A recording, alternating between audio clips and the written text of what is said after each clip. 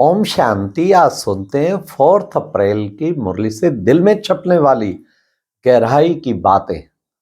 आज की मुरली में बाबा ने कितना सुंदर गीत था, कौन आया मेरे मन के द्वारे पायल की झंकार लिए। कौन आया? शिव बाबा आया। हाँ, क्या लाया? सुख शांति की दुनिया लाया, सुख शांति आनंद प्रेम सब खजाने लाया। हाँ, कैसे सुबह सुबह आके हाँ शिव बाबा हमारी लाइफ में आ गया। तब से बाबा ने आके हमारा जीवन कैसे इन सूक्ष्म खजानों से माला माल कर दिया। तो नशा चढ़ता रहना चाहिए और अपने से बार बार पूछना चाहिए, कौन आया मेरे मन के द्वारे, कौन आ गया मेरी लाइफ में, जो मैंने सब कुछ उस पर समर्पण करने का संकल्प कर लिया। फिर बाबा ने आज कहा कि देखो बच्चे, देही अभिमानी बनने की खूब प्रैक्टिस करनी, क्योंकि देह अहंकार आया तो माया का लगा गुस्सा।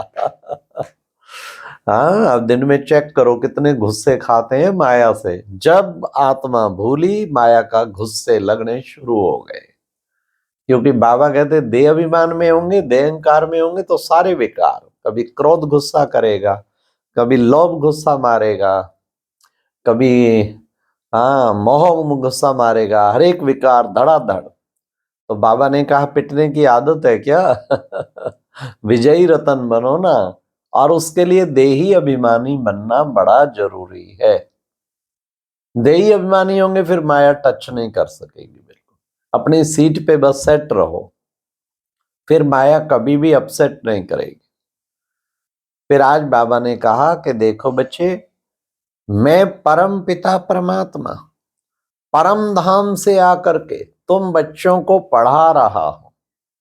बहुत ऊंचा कार्य बाबा कर रहे हैं। हाँ, मैं तुम बच्चों को पढ़ा रहा हूं। फिर आज बाबा ने पढ़ाई में एक खास बात बताई। मुझ शिव बाबा के देखो बच्चे, 3 बच्चे। अब वो 3 बच्चे कौन से हैं? ब्रह्मा विष्णु शंकर, ये 3 बच्चे हैं। तो बाबा ने कहा मैं आके तुम्हें पढ़ा रहा हूं तो तुम्हें कितनी ना खुशी होनी चाहिए। भगवान सुबह सुबह रोज अपना घर परम धाम छोड़ के आते हैं और हमको आके पढ़ाते हैं, मुझे पढ़ाने के लिए आते हैं। और कितने प्यार से पढ़ाते हैं, बच्चे ये करो ये ना करो, ये करो तो ये ना करो। तो आज बाबा ने ये नशा चढ़ाया कि हमें नशा चढ़ा रहे, हम गॉडली स्टूडेंट हैं, भगवान के विद्यार्थी हैं। फिर बाबा ने कहा पढ़ाता भी किसको हूं? बाबा ने कहा मैं गरीब निवाज हूं। हाँ, मैं साहूकारों के लिए तो बाबा ने आज कह दिया कि बच्चे, ये साहूकारों का सारा धनमाल मिट्टी में मिल जाएगा। नेचुरल जब कुछ भी आता, अर्थक्वेक आया, वहां देखो मिनट में 40,000 चले गए तो सब मिट्टी में मिल गया। कोई पानी में मिलेगा, कोई मिट्टी में मिलेगा, सब खत्म हो जाता है 1 सेकंड में।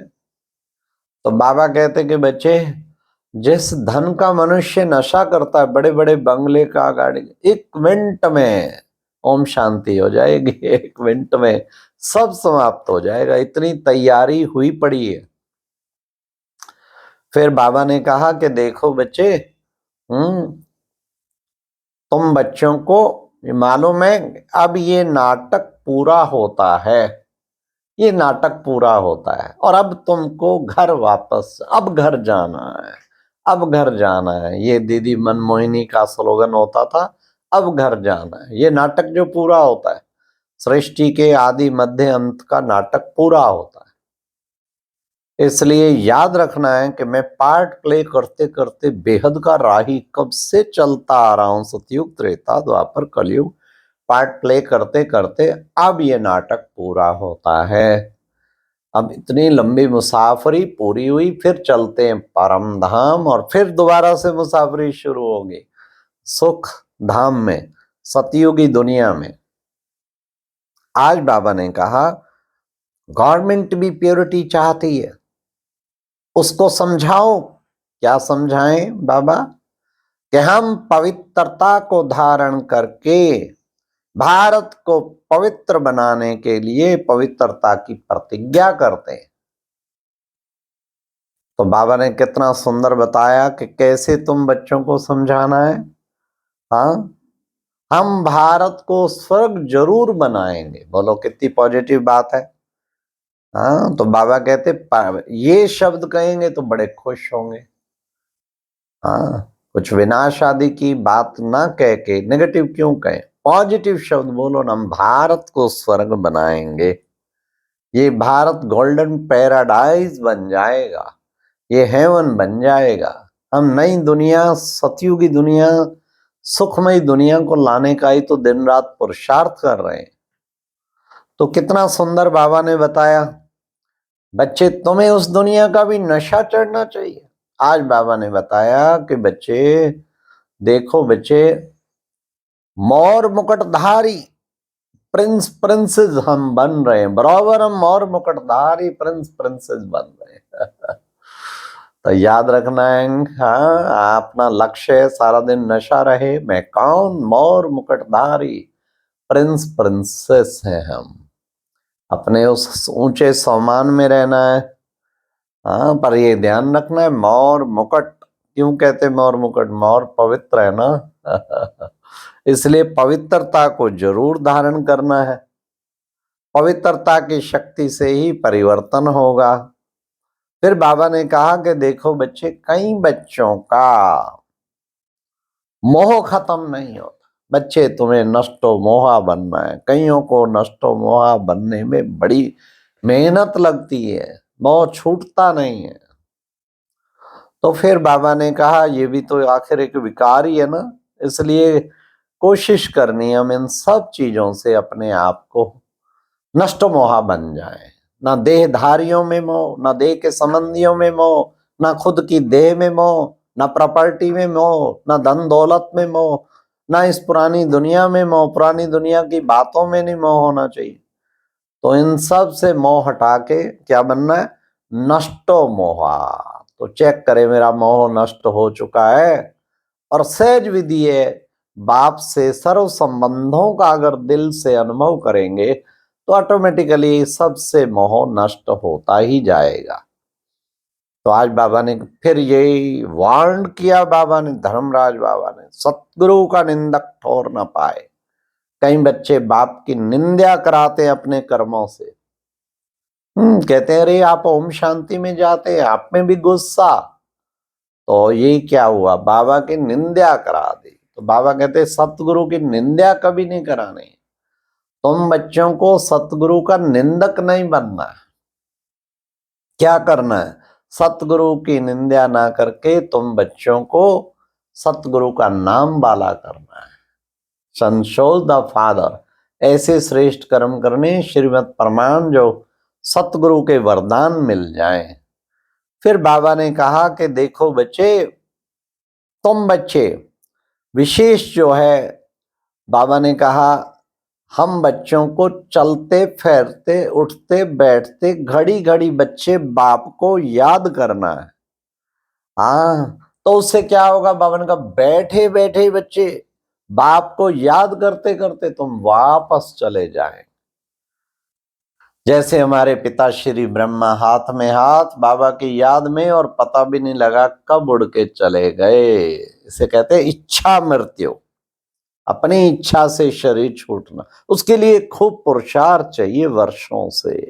अंत टाइम में फिर ऐसे बच्चों को फिर मदद बहुत मिलती है जिन्होंने ऐसा पुरुषार्थ किया होता है। तो ऐसा पुरुषार्थ करना है।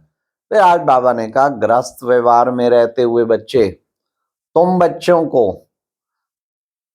देह सहित देह के सब बातों का, संबंधों का ट्रस्टी बनना है।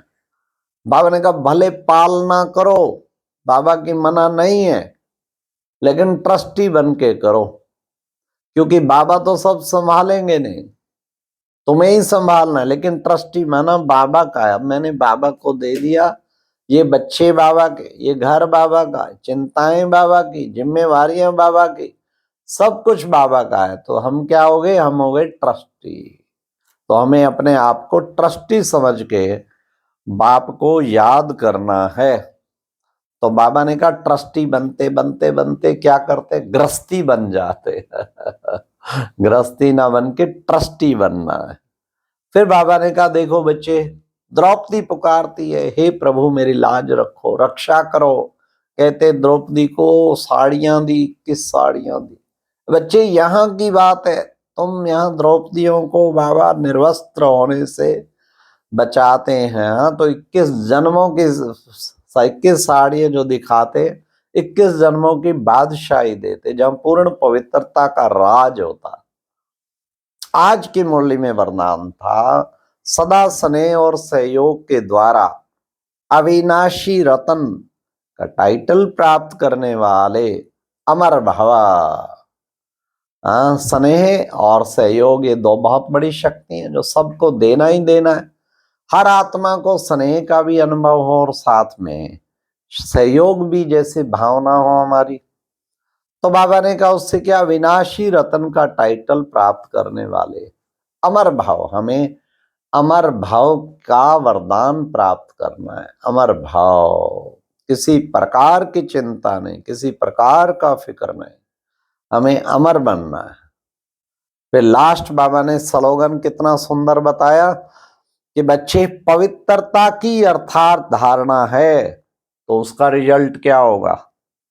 हर कर्म यथार्थ और युक्ति युक्त होगा। लेकिन पवित्रता की यथार्थ धारणा के लिए क्या करना है? उसके लिए आत्मिक दृष्टि चाहिए। आत्मिक दृष्टि धारण करके कि मैं आत्मा हूं, आत्मा देख रही हूं, सुन रही हूं, बोल रही हूं, दूसरे को भी आत्मा रूप में देखना, एक भाई भाई की दृष्टि ऐसा समझना। तो ये बाबा ने कहा, हाँ, आत्मिक संबंध जुड़ जाता है। तो बाबा ने कितना सुंदर, हाँ, बाबा का कमाल है। इसलिए सदा अपने आप को शक्तिशाली समझने के लिए बाबा ने कहा बस पवित्रता की यथार्थ धारणा करो, फिर अपना आप हर कर्म युक्ति युक्त होता जाएगा। अच्छा, ओम शांति। ये थी दिल में छपने वाली गहराई की बात।